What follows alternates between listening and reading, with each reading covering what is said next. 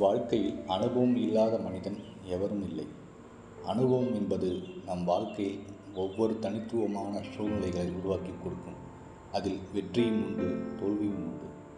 இந்த அனுபவத்தை வைத்துக்கொண்டு நாம் வாழ்க்கையில் எவற்றை பேசலாம், எவற்றை பேசக்கூடாது, எதை சொல்லலாம், எதை சொல்லக்கூடாது, எதை பார்க்கலாம், எதை பார்க்கக்கூடாது என்பதை பிரித்து அறியக்கூடிய பக்குவத்தை நமக்கு இந்த அனுபவங்கள் கொடுக்கின்றது.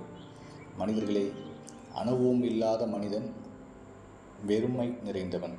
அனுபவத்தை வைத்துக்கொண்டு வாழ்க்கையில் நல்ல நிலைகளை உருவாக்கக்கூடிய நம் மனதையும் மேன்மையாக்கி கொண்டு, நம் அறிவை மேன்மையாக்கி கொண்டு